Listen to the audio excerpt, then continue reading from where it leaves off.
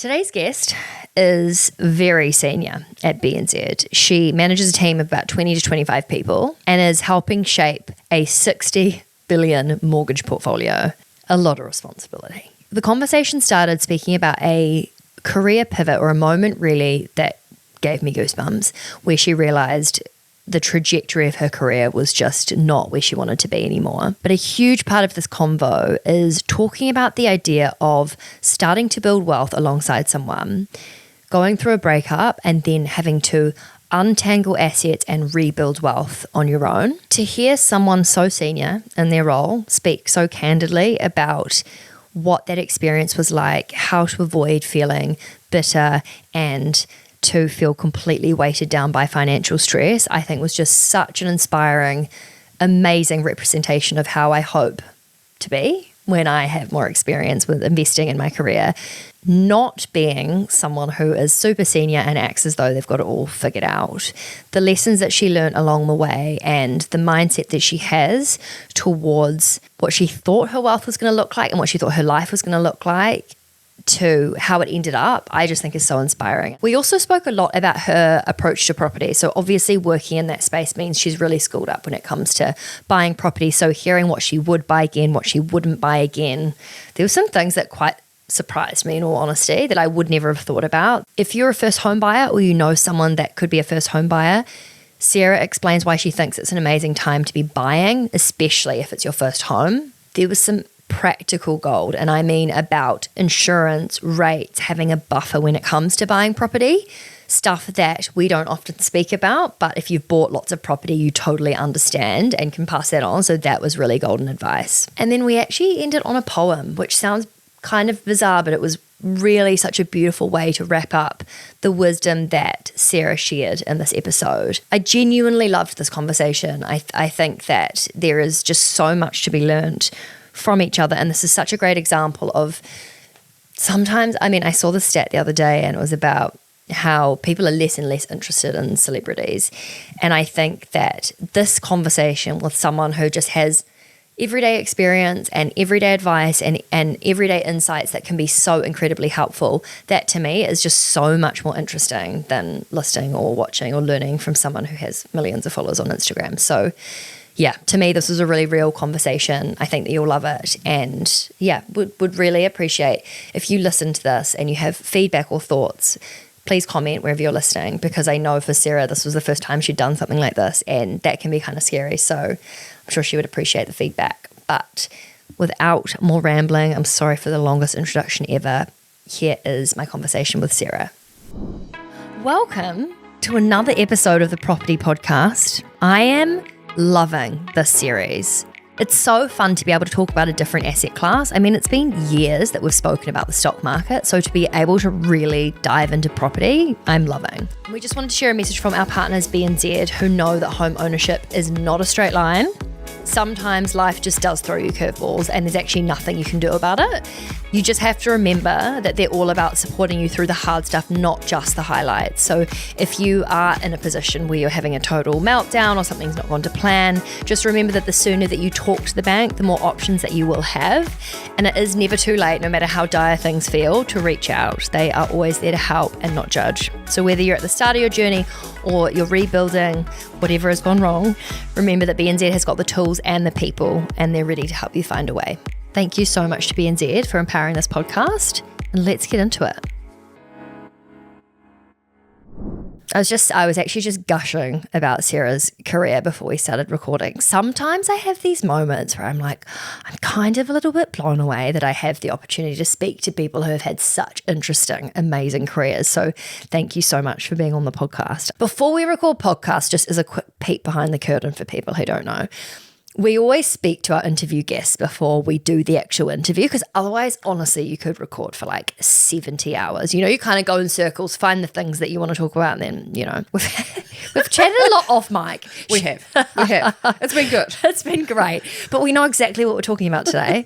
And there's going to be everything from Sarah's journey within the financial industry and what she's achieved, as well as learnings from being in a situation where you're building wealth alongside someone and then you're now in a new position where actually you're building wealth by yourself and having to go through the untangling of assets, which I think particularly a lot of New Zealanders have been through, because a lot of us get married or engaged quite young. Totally. Yeah, there's so much to talk about, particularly just the idea, I guess, of like how women can think about wealth building in a slightly different way and how we actually have to think about it in a different way because biological clocks, etc.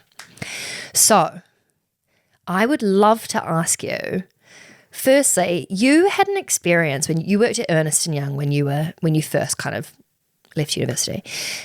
And then there was a moment where you thought, oh dear God, I need to get out of this industry ASAP. Can you just explain what happened and what that moment was that propelled you into banking in a completely different career path? Yeah. So I left, I did a law degree at university, knew really early on that I wasn't really interested in going into a law firm, but the options were a few, and so I ended up at EY, and it was great. Like, I loved working there. By the time I'd been there for like 5 years, I was putting in some really long hours. What kind of hours are we talking?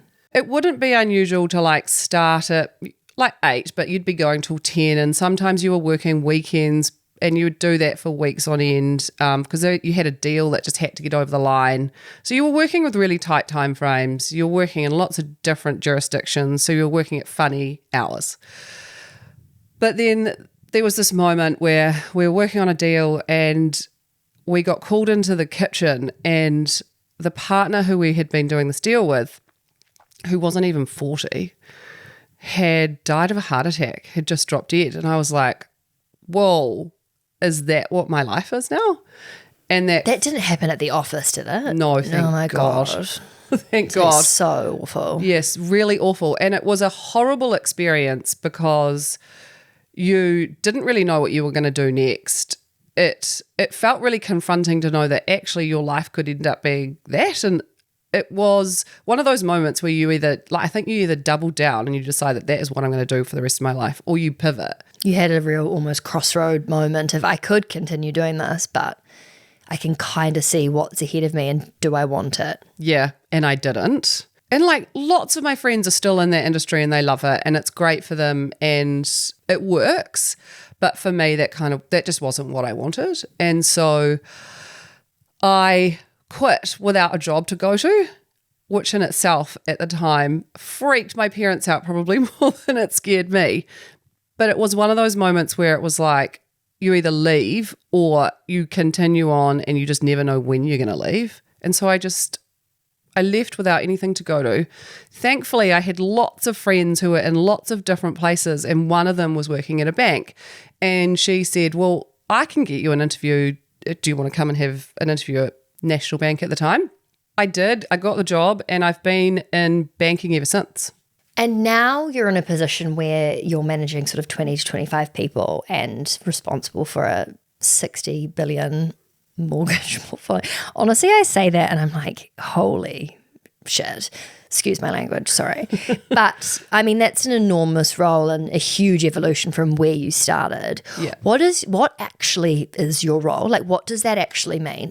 I mean, I hear 60 billion mortgage portfolio and I don't really understand it. And like in the grand scheme of things, it's actually small, which is also mind-blowing. But New Zealand's a small market. We're not the biggest player in the mortgage market in New Zealand.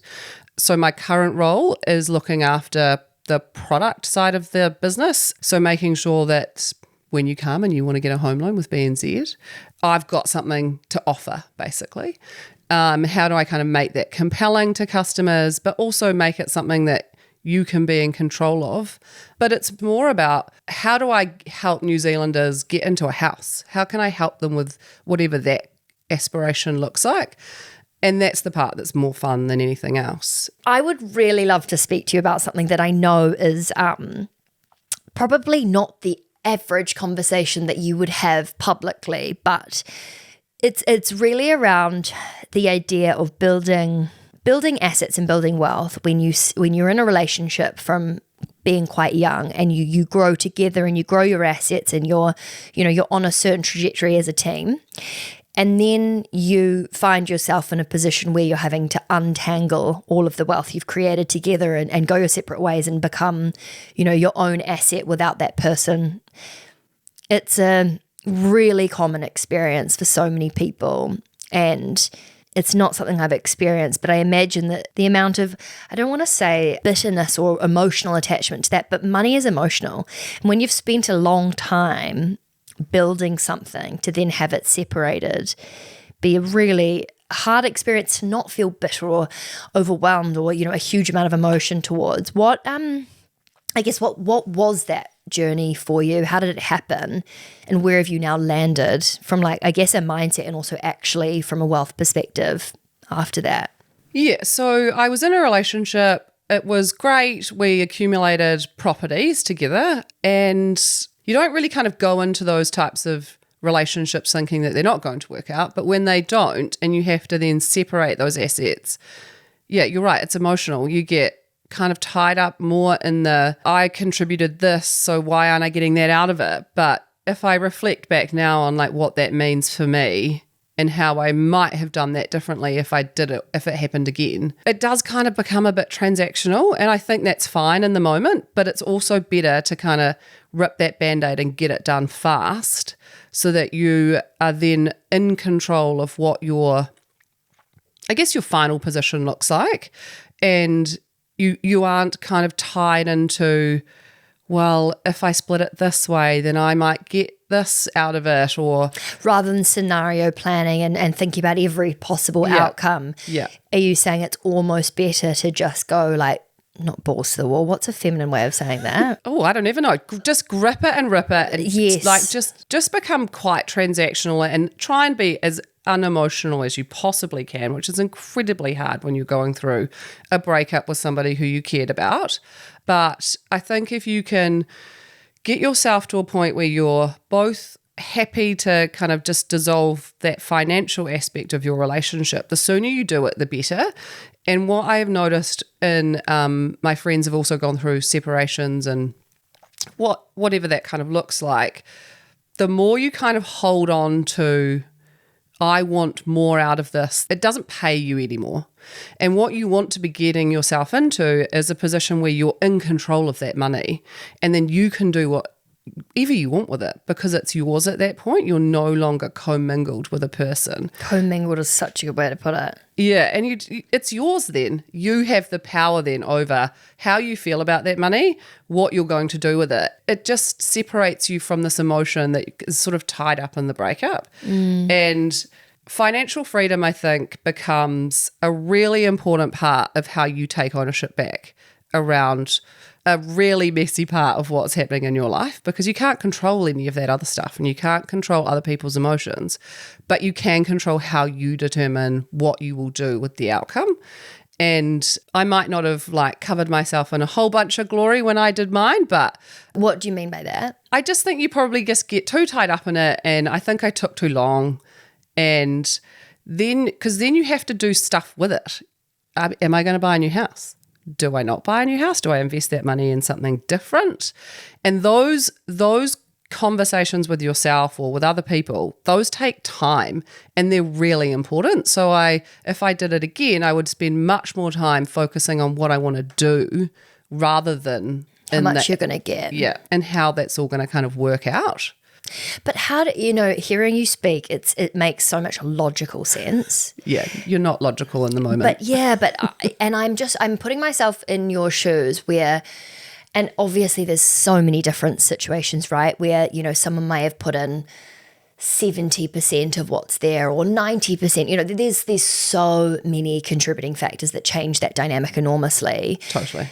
But is what you're saying, it's kind of irrelevant, and actually the best thing you can do is accept the fact that you're splitting things, find a place that feels the most fair given the circumstances, and just kind of deal with it. That is what I would do now.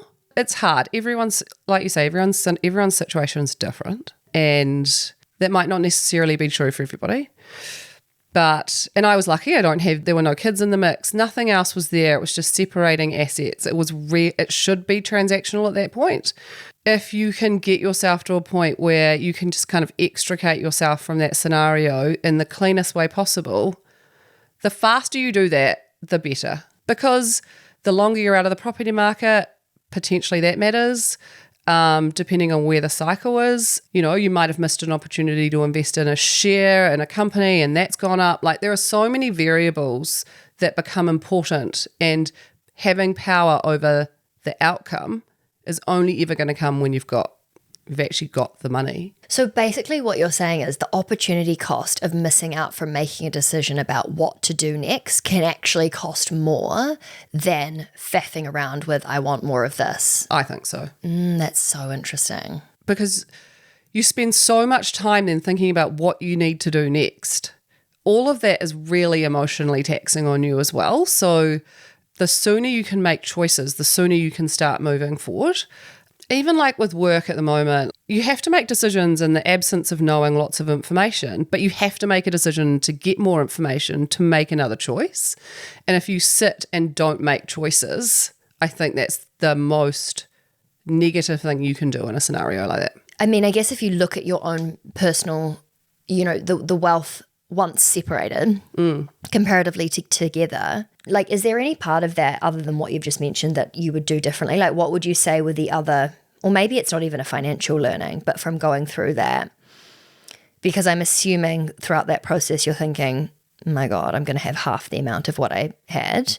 Yeah. So like the acceptance piece of I now have half of, or 30% or whatever that ends up being, because then the decision that you have to make is with a lot less than what you are used to. Yeah. So my job gives me a really unique opportunity to know lots of stuff, which I'm lucky and I'm really grateful for. It's also given me an opportunity to meet lots of people and find out things that I might not necessarily know about. But what I mean by that is that knowledge is power. And in that moment, I definitely insulated myself from people because it's, you know, it's personal. You feel a lot more vulnerable. But what I would say is that you need to really use your network to help you figure out what it is that you don't know, because not everybody goes through that every day. You don't know what you need to do next. And so it's really important to keep your network, or like really tap into parts of that network that you've got.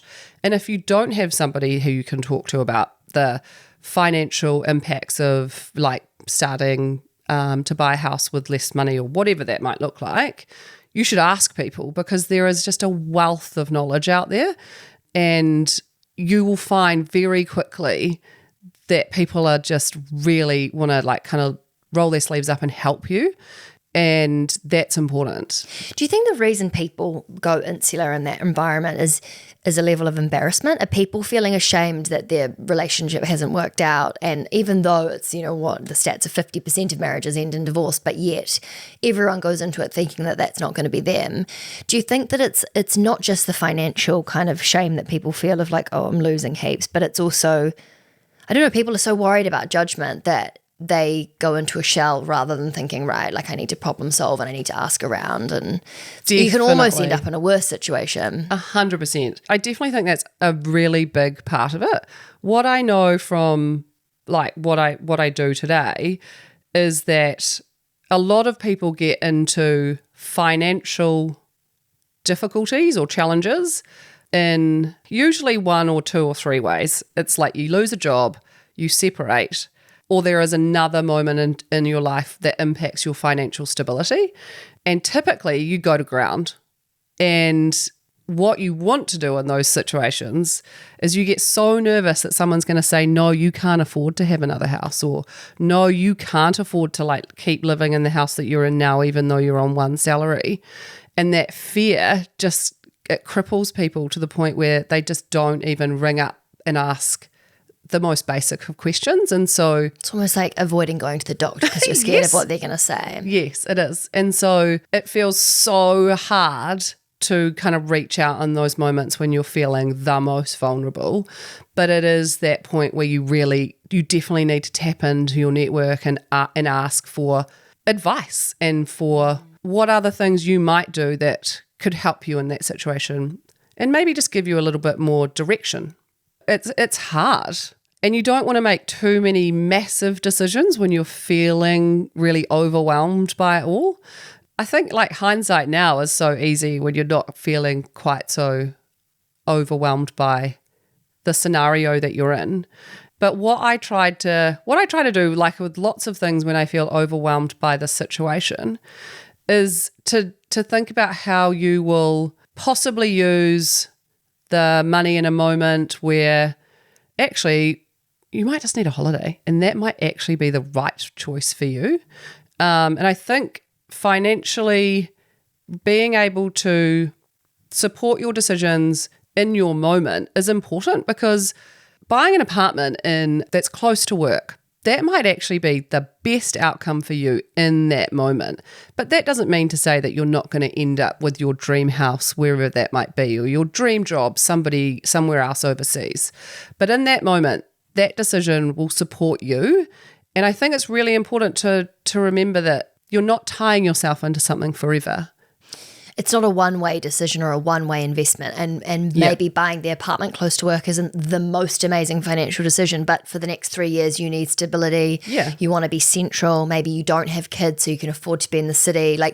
You have to make a decision based on all of the knowledge you have at that time and what's best for you in that moment to get to the next step. Yeah, exactly. And it's not one and done. There are easy ways to kind of move through your decisions, and they change all the time. And that's fine. Sometimes putting that money aside so that you can have a holiday because you need a break, that's important. Saving up because you want to buy a new car, also important if that's what is important to you. And so having the ability to be able to make those financial decisions to support your whatever it is that your dreams are or your outcomes are or the needs you have in the year or the moment or whatever that might look like, that's good.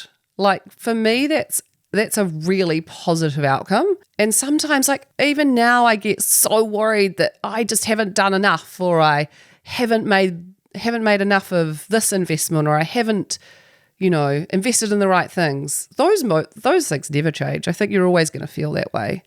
But am I unhappy? No. I'm happy with where I'm at right now. But I bet you didn't feel that in the moment of separation. No way. It felt so horrible at the time. You never feel like you're going to find a way through all of that stuff. But you make one step in front of the other, and then eventually it just doesn't feel so heavy. And I didn't invest straight away in a new house. I kind of waited for a little bit until I kind of knew what I wanted to do.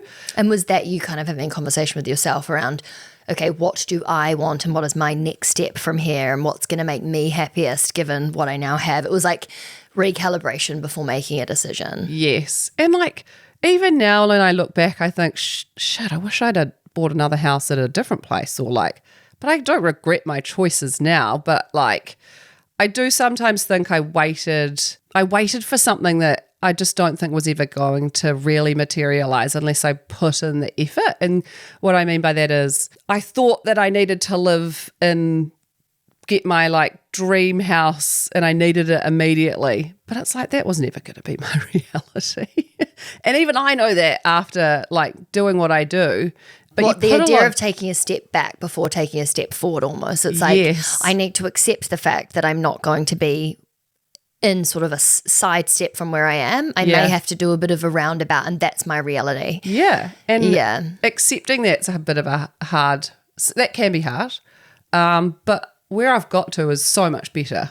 Sometimes it's hard to imagine that it's all kind of going to work out. Oh, but you just have to have faith in it. You Otherwise totally it's do. just exhausting, isn't it? Exactly. What would you say then you've learned from building wealth in your 20s alongside someone comparatively to now building wealth in your 40s by yourself? How has your mindset shifted, or the approach to financial freedom now? Because the decisions you make when you're in a relationship, whether it's financial or otherwise, when you're having to consider someone else and their earning, and it's so different to having the autonomy on your own. Yeah, the autonomy is quite powerful. Because you're right, you have to consider lots of different things when you're investing with another person. And now I look at what do I want from my future?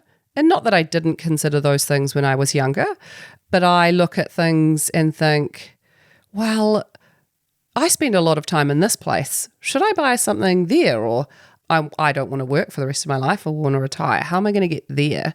Those things which seem like a bit of a pipe dream when you're in your 20s are real now. I want to have as much control over those things as possible. Whereas in my 20s, I was happy to kind of be a little bit more fast and loose with how my approach to investments and where I bought them. Whereas now I do a little bit more research. I am a bit more considerate about it. But at the same time, I probably think more lifestyle than I think I want to have a rental portfolio, for example. I think sometimes you get a bit paralyzed by the thought of, shit, I need a house, or everybody else has got a house, this is what I need, that has to be my direction. And that's just not true. And the more I see my friends doing lots of different things, the more you realize the opportunities for making money are endless. Like, people say that all the time, but it's true. And I see friends who live in Singapore, for example, and they don't buy houses in Singapore because that's just not what you do. But so they have thought about different ways to invest their money. And so we talk about that a lot around, what do you do? How does that work out for you? What can I learn from you in that situation? Whereas here, people do things quite differently because they've got children and they need more stability and they want to buy houses. That's kind of the Kiwi dream. But it's not necessarily everyone's pathway, and I think that's awesome. The thought of being able to make money in something that's not property, it's more accessible than ever. This is a really good turning point, because one of the things that you've spoken to me about, not on the microphone yet, is feeling a little bit intimidated by the idea of investing in shares, and that you've really spent a lot of your wealth building, time in the property space. Yeah. Can you just talk to your property portfolio, where it was pre-separation, post-separation, and then now where you're at? Like, the diversification piece hasn't been something you've explored a whole lot. Yeah, I definitely started investing in property younger, before I was in a relationship. That was an easier foray, I guess, because that's kind of what we all expect to do when we live in New Zealand. But after that, I still have property. Instead of having tenants though, I've started moving into like Airbnb-ing my houses. Is this recently? Yeah, and that's working out really well. I like that the turnover is high. There's always somebody different in the house. It gets seen and cleaned consistently. It's actually worked out financially better than having tenants in it. And shares was just not something that I had a big part in, I guess. But now I actively do it, and my friends all talk about it. We talk about what we bought the other day. How is it going? What does your portfolio look like? And it's just as strong a part of our conversation as property is. And I think it gives you so much like freedom to make different choices. It's not a house. It's like you might invest in Google one day and then you might decide that's not working for you and you can do something else. And it is easy. And if it doesn't work, you might lose some money on a share. It doesn't matter so much. It's not as much as like a deposit for a house. Well, exactly. I guess it depends how much you're investing, really. But yeah, exactly. Do you think maybe it's more just a sign of the times? Like, 20 years ago, none of us really knew what shares were and didn't invest in it because it was a lot more difficult.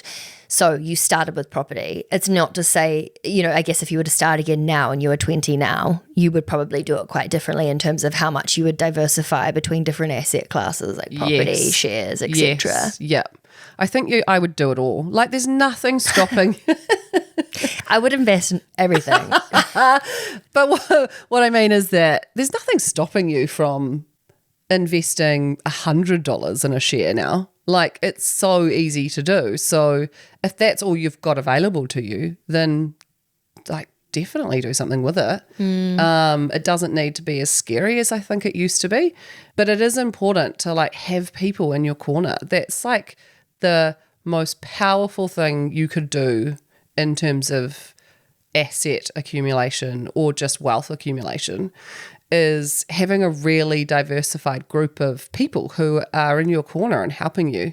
I sat in my girlfriend's table the other day and we were got out our Sharesies accounts. Stop. And we're like, I love what have you that. done? Let's buy this. We never did that in our 20s. And when I talk to my friends, their investment strategies everyone's different. And it's cool to talk about that instead of not that I don't love all my friends' children, but I don't want to talk about their kids all the time. Yeah. And so it's great to talk about other things. I've got lots of people who have a really amazing, like, diverse range of jobs, and you just learn stuff from them every day. Debunking, I think, the fear that comes with even just buying a house or buying shares or however it is that you're choosing to invest your money, talking about that with lots of different people, even just your closest friends, that is what makes it become a little bit less scary every time. Also makes it kind of fun. Like, it's fun to talk about stuff that's not, what are your prenatal vitamins? You know, like, same, love all my friends and their kids. But it's really nice to be able to share that, I think, with girlfriends too, because women invest really differently to men. So you might be more inclined to talk to men about investing because you assume that they're more interested in it. But actually the things that they're investing in, again, could be a completely different investing strategy. And I think when you first start to learn about investing, all you want to do is sort of like hear or copy what other people are doing because you think that they know better. But the more that you learn, the more that you realize that there's so many different amazing investments. It doesn't mean it's the one that you should be doing just because everyone else is. Yeah, absolutely. And it was just really nice to hear us. We're all having these conversations probably internally in our households, but to bring it outside and have it in a wider group was amazing. Yeah. It makes it feel like less lonely, less intimidating, more fun. Yes. It changes the feeling you have around investing because it's more socialized. And I think that's a really fun experience for people to have. And, you know, maybe you're listening to this and you're like, oh, I don't have any friends that I can talk to about this. That's also fine. Like, I mean, firstly, we can almost like set you up with friends within the Curve community because there's so many people that are learning about it. But I think finding your community or people you can talk to is really awesome. And they don't even have to have the same investing values as you. It's actually kind of interesting to have, you know, like people that kind of reflect back different, whether it be political values or, you know, because that is, again, like you're making well-rounded decisions based on what's best for you. It's kind of, honestly, it all ties back to the similar thing that you spoke about when you were talking about property and making decisions that are right for you. When it comes to money and where you put it and how you grow it, it is so inherently personal. And crowdsourcing and talking to people is amazing for not feeling alone, for gathering information, but ultimately feeling like you have the power to make the decision that's right for you, whether it's this investment or that. And yeah, absolutely. I think having the ability to just do something from your phone half the time. Because I remember when I did my first investment, and I think I had to call up ASB Securities, and I talked to a guy who I felt like was like, why are you buying that share? And I just felt like, well, Steve, I thought it was a good idea. Yeah. Okay. Actually, I think it's done really well now. And that just in itself was intimidating. But now you don't have to worry about that. You just get on your phone, you buy the share, you look at it tomorrow and hope it's working out for you. And if it isn't, be empowered to sell them too. It's really easy to just sort of be like, shit, I hope it goes back up. But you can make decisions to sell and buy. Exactly. So it's really important that you also sell things if it's not working with your strategy anymore. But I think it's awesome to keep like learning about things all the time and understanding the system that you kind of work within, whether that's the property market or shares or whatever the global environment looks like. Understanding how you play in that it just gives you such an overwhelmingly big boost of confidence. Even if you've invested $100 and it's gone to 150, like that is great. Those small wins are what makes all the difference. And building your confidence over time is a really powerful tool to have in your back pocket, because confidence is kind of what gets you through the door half the time. Am I going to buy something? Do I do this thing? Do I get a new job? Like all of those things require you to really step out of your comfort zone half the time, and you will get really big rewards if you have the confidence to do that stuff. Have you had in the last 15, 20 years knocks to your confidence that have changed the way that you respond with regards to your investments or money? And how did you move through those moments of potentially not feeling so confident? Because I think there's probably a lot of people who have gone through either wobbles or in the middle of a wobble, and reclaiming that sense of empowerment, it can be super challenging. Yeah, I remember when I bought my house that I'm currently Airbnb-ing, I always thought I was going to live in it. It was kind of going to be my new little sanctuary. And then like we came out of the bubble and house prices have gone down. Like the market's a lot flatter than it was before. And I just wanted to change the way I thought about that property and how it was going to make me money.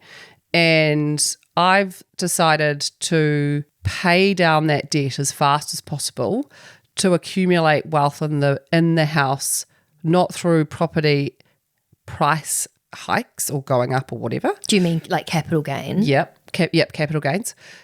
And doing it through debt reduction so that I've got less debt so I can then go out and buy another house because I've got equity through debt reduction rather than the other way around. And that has been a powerful kind of change in my mindset because it's really easy to think, oh shit, my house isn't going up. Like, what am I going to do? Like you're at the mercy of the market rather than actually making an effort to change the value. Yeah. And so I think about it differently. I have structured my mortgage in a way that I think is helping me out. I like to have a bit of savings, which seems somewhat counterintuitive when you've got a mortgage.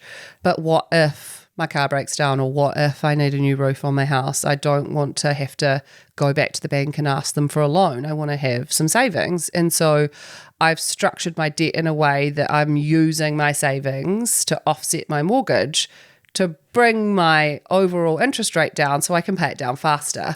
Oh, can you say that in like slower or in a different? Sorry, I feel like that. I think this is going to sounding very intelligent and like probably a really good tip for people, but I might need it explained again. Yes. So I have got an offset mortgage with BNZ. And that means that if I've got any savings or money in my account, it is used to offset my debt in my mortgage. So by having money in there, even though it's not actually going against your mortgage, it's kind of bringing the total amount of your mortgage down because you can show you have that amount of savings there. Yeah, so it reduces your overall interest rate on your mortgage. Oh, okay. Yeah, so I pay whatever I pay off for my mortgage a month, but that is going directly against the principal because I'm able to pay more of the money every week. And so I'm paying it down faster. And that for me means that instead of my money sitting in savings and the savings rate, it's okay, but it's not great. This is a much more effective way for me to use my money. So you're using your savings. You've got to, let's just use numbers. It might be more helpful. Okay. Let's say you have a 500,000 mortgage. Yep. And you have 50,000 in savings. Yep. The 50,000 in savings is bringing down your 500,000 mortgage to 450. Yeah, and so then your interest rate that you have to pay is kind of slightly less because, is that right? Yeah, so you've got a $500,000 mortgage, $50,000 in savings. Yeah. So you're going to pay interest on a lower amount of your loan. So it may be, and this is all hypothetical numbers, but we're just trying to prove a point here. So the idea is, say you have 50,000 and your mortgage is 500. For argument's sake, it's almost like you're only paying interest on 450 rather than 500 because the other 50's in the bank. Is that right? Yeah. Okay. Yeah. But basically, so when you say like if I'm using my savings to pay down the principal, is it almost like you're leaving a lump sum in there should something go wrong? So for example, in a high interest savings account, so that if you have to pay for a new roof, you have money to do that rather than having to borrow more. Yes. And the psychological safety that gives you is great, but then also have I also missed a piece around you're using the savings that's being put into the mortgage? Or is it you're paying from your income rather than... Yeah, I'm paying from my income. So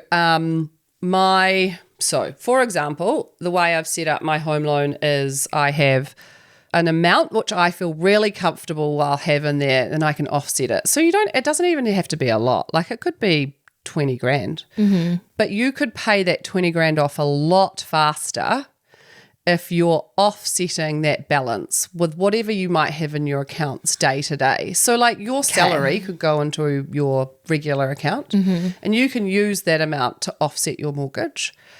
And it just... So it's like my whole salary could be in that and it's being offset rather than that's so clever. So it almost could act as your transaction account in a way. Yes, totally. It can. And you can use that money and it can go up and down. So you might have, let's just say you've got $20,000 that you're offsetting. You might have $20,000 in an account and it's fully offset for that moment. And then you've got to pay your groceries and then you've got to pay your mortgage, for example. And then instead of having 20,000 offsetting your account, it's only 15. Yeah.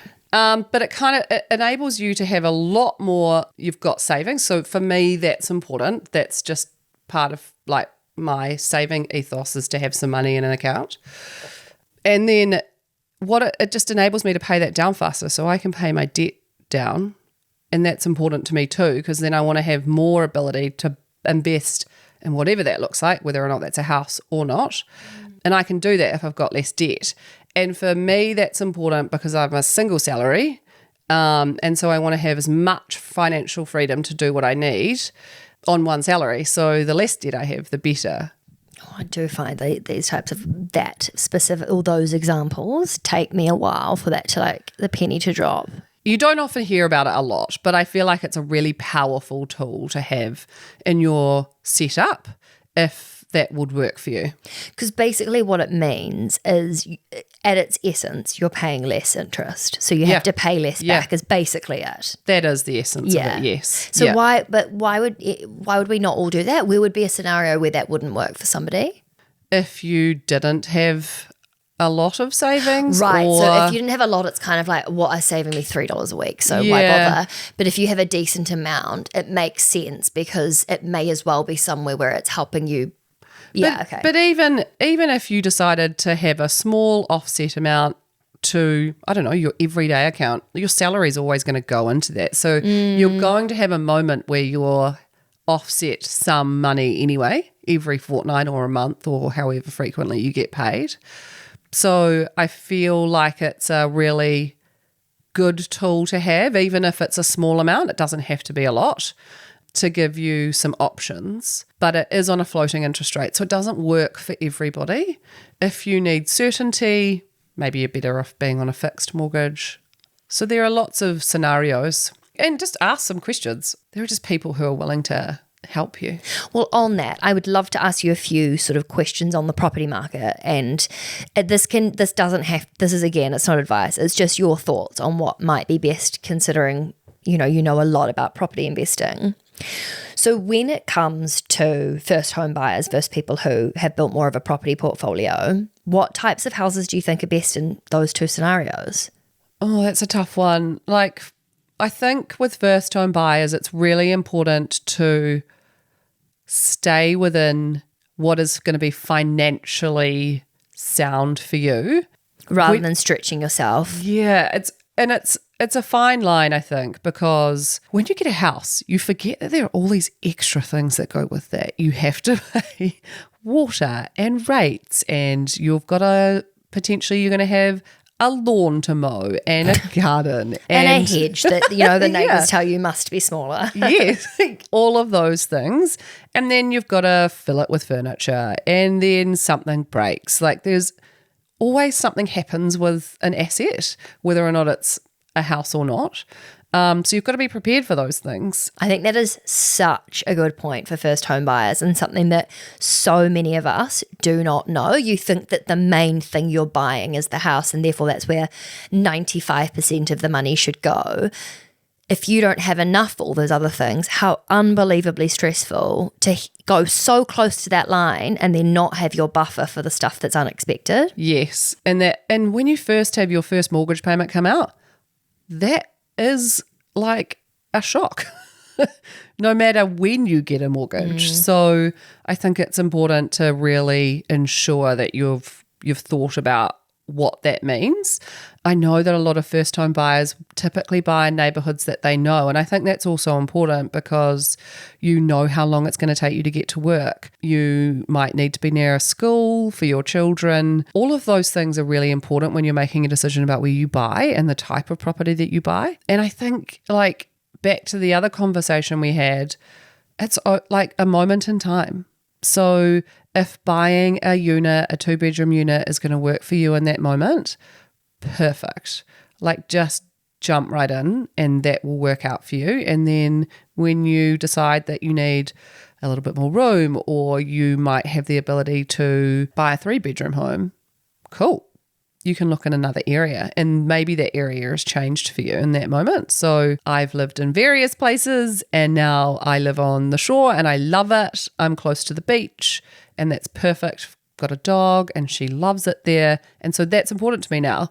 And before, living close to the office was far more important because I wanted an easier commute. As your needs change, so do your investments. Totally.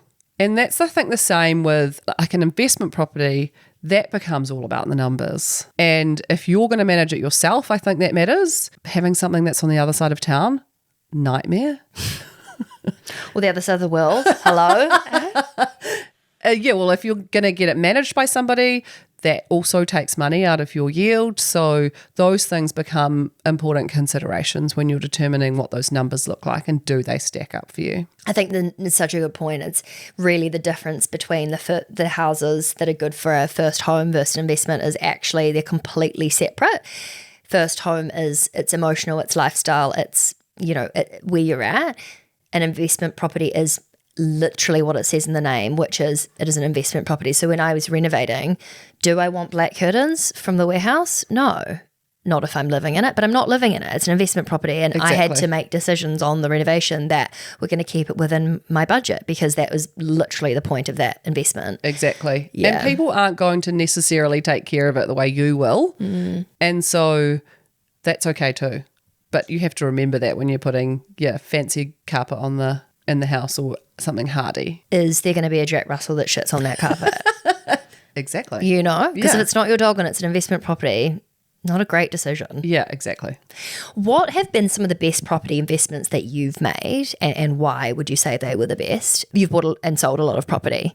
Yeah. Are there any that stand out as like, oh, that's one to highlight? I know the ones that I wouldn't buy again. So I wouldn't buy anything that has a shared driveway necessarily. If it's like really long, if there's too many houses in it, who's going to maintain that thing? God, that's so interesting. Never thought of it. Yeah. Is the section on a flat, is it flat or is it not? Like those things make quite a big difference. Like, do you have like lots of big trees? I used to really crap myself during big winds that something was going to fall through the roof. Like, I just wouldn't do that again. So that's just personal now. And they're really expensive to remove. So, but like if I thought about the houses that, I wouldn't buy again, it's the stuff that's really high admin. When you're going to buy a house that's on a shared title, so like a cross lease, really consider what that means. And there's like freehold and just one house on a title. That's so much easier to control. Yeah, it's a lot of people would never have thought of that. And I think until you get to the point where the lawyer's asking for what the title is, you're like, hold on, what's the title? What does that mean? Why is that important? Yeah. And look, I would buy cross lease again, but I just would think about what that looks like in terms of who's on it. And unit titles, again, you just have to be considerate of what that means. I'm not saying don't buy them. Just know that those will have different considerations that come with them that aren't just as simple as I've got a house. What do you think in general about the current property market? Like, is it, everyone's like, is it a buyer? Is it a seller's market? Like, what's going on? And what is your read on where we're at in terms of the property cycle, specifically in New Zealand? Yeah. I think it's a great time for first-time buyers. Houses they don't sell as fast. There's none of that frenzy in the market. You don't hear stories now as much about people competing and paying hundreds of thousands of dollars over CV anymore, which you heard about 3 or 4 years ago probably. Like that has gone. And so it's a really great opportunity for first-time buyers to find a house, spend the time, get reports, like not be priced out by feeling raced, like the race to the bottom or having to quickly get your ducks in a row. Like you have the time to make an informed, slow, right decision. Yeah, and you don't have as many houses selling at auction anymore, which also helps first-time buyers. And so I think that's a really great time to buy if you can. And I know that a lot of people are sort of buying and selling, like moving different areas. There's just an opportunity to do that now, which there wasn't before. Yeah, I feel like it's a good time to get in if you've got the opportunity to. Have you got any tips or tricks or things that people could potentially keep in their back pocket when it comes to trying to find the right property investment, whether it's, and I don't know, maybe you have a different tip or trick, whether it's first home versus investment? I would make sure that you have your finance sorted. It's always easier for you to go and have pre-approval, and then your house just comes on and you think, oh, well, I want that one, and you're ready.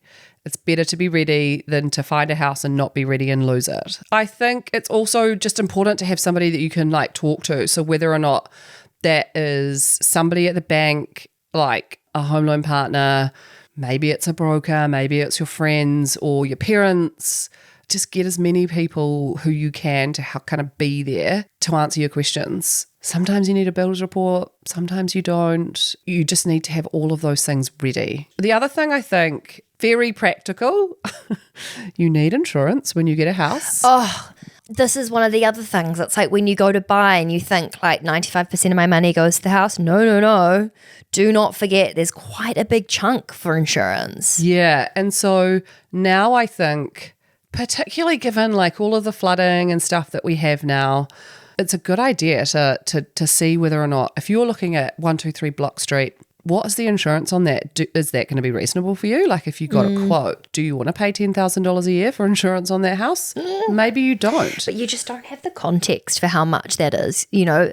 And I think that's another good point. It's like, is this a lot of insurance? Is this a normal amount or not? And if it seems super low or super high, like ask why. Yeah. And so it's get that before you go anywhere near putting in an offer. Yeah. Know what all of that looks like. And that's all publicly available information. You can get an insurance quote from your current provider or a new one. That's all options for you to give you as much information as possible before you sign on the dotted line. One of the things before we wrap up that I would love to touch on is the idea of, you speak about this as a woman in finance and particularly with relation to your journey with relationships and fertility. And I would really love to talk about this because I think that when it comes to life choices, whether it be marriage or considering kids, if that's something that you want, and how you can think about that in relation to your financial planning, what do you think would be really helpful for us to think about, talk about, make more normal when it comes to thinking about setting ourselves up financially and personally for the type of life that we want? Yeah, so I feel like it's really important to know that you do have options, but I think we need to start normalizing talking about the fact that not everybody gets pregnant naturally, and a lot of people have trouble with secondary fertility. So they have their first baby, that's all fine, but then they go for round two and that can often be a struggle. So they need support, and none of that's cheap. And so I feel like it's important to normalize the fact that maybe pregnancy via natural conception might not be the path for everybody. And if you do want to freeze your eggs, get that stuff done early. And that is a tricky thing to do when you're possibly in your 30s and you don't have all the money in the world. So expensive. It's really expensive. And everybody talks about the sooner you do it, the better it is. And none of those conversations you have when you're in your 20s, because everybody just thinks they're going to get married and have children and it's all going to be fine. Weirdly, I did think about this in my 20s. And I think maybe it's because I was hyper aware of the fact that I wanted to prioritize my career and I would love to also be able to be a mum. I was really aware of it, or maybe I'm just an anxious mess and happen to think about worst case scenario all the time. But I did think about this, but I was never in a position to have that much money when I was 26, 27, when it's the most ideal time to do it. Yeah. And I think like even in your 30s, I'm no fertility specialist, but like I feel like even then there are still lots of options for you. And I've got lots of friends who have gone and done this later, and it's all worked out great. And obviously that's not going to be the case in all instances. But I think being able to talk about what that means, how does it work, what are your options, and having some financial autonomy around what that is important. I'd love to finish. There's a poem that you've shared with me, which I think is a really like nice way to close out this conversation. Okay. I bet you I'm gonna have to do like 3 takes of this, because with reading poems, like to get the sort of like intonation right is quite hard. Tell me, what is it you plan to do with your one wild and precious life? When you hear that, how do you think that we can relate that to our financial choices, particularly with regards to the various stages that people might be at, whether it's going through a divorce, whether it's single and wanting to have kids? Like, how does this poem potentially relate to everyone regardless of what their situation is? I think you need to remember that we get one shot at this. Don't have any regrets, but live in your moment. If that means buying a house or taking that power and freezing your eggs, like all of that stuff is in your control, and we have all of the opportunities at our fingertips. We just have to take them, and you don't want to kind of look back and think, God, I wish I'd done X, Y, and Z. This is our one chance to have an amazing life, and having the smallest amount of financial freedom or choices that is amazing. That is the stuff we have to like really hold on to. And so if that financial choice for you is putting your money in freezing your eggs, do those things. You're never going to regret it. Be confident in your choices. You will learn from them, even if they don't work out. You'll still learn from the choice that you made, and that in itself is progress. Oh my God. I feel so inspired and grateful for this conversation. Truly, I do. Oh, Thank you. Because I think it takes a lot of courage to be able to talk about the things that have gone well as the things that haven't gone well. And I'm sure, 15, 20 years ago, you had no idea that this is the trajectory you'd have been in. And, you're no doubt, I hope, really proud of where you're at now. But there would have been times along that path that you thought, oh, this is not what I had planned. I really don't want to be here. And it's not, but you've obviously evolved and changed based on your circumstances and created a life that you're really proud of. And I think that to be able to share, the things that you've learned, both to help other people as well as the things that haven't gone well, to help other people is like really admirable. Not a lot of people feel confident doing that. So thank you so much. Did you love this episode? Yes. Have you got property front and center in your mind? Sounds like you're a 5-year-old. I know. Now could be the time to take the first step towards what it is that you're wanting to buy. Whether that's your first home, whether that's a new flat, whether it's, I don't know, buying another investment property. And thankfully, BNZ has the expertise and tools to help you get started, and their home loan partners are ready whenever you are. You can book an appointment, you can ask millions of questions. Trust me, that is totally fine. And you can start turning the property dream that you have into a plan and hopefully soon into a reality. I know from experience that this can feel quite overwhelming, but when you're working with experts who can actually help you get there, it's such a burden off your shoulders to know that you've got the advice and the tools that you need to actually make it happen. We know how hard it can feel and like overwhelming and just, so like a fish out of water when it comes to buying properties. So we're so thankful to BNZ to be helping us create and empower this podcast so that people can learn, and we just want you all to succeed. We want you all to succeed. We're all in your corner. And this is going to be such a game-changing property podcast series. Yes. And for anyone that is going through the process of either buying a house or a flat or whatever it is that you're trying to do, please let us know, because we would love to be cheering you on from the sidelines. But thank you so much again to BNZ for empowering this podcast. Okay, quickly, The Curve was created to empower and educate you about investing, but we are not financial advisors. Our platform exists for educational purposes only, and it doesn't provide personalised investing advice for your individual needs and should not be relied upon to make an investment or financial decision. And always remember to do your own research before making any investment or financial decision. We're here for any knowledge and support you need, but the final call is always yours. And thanks for being here. You got this. Yeah, we know you got this.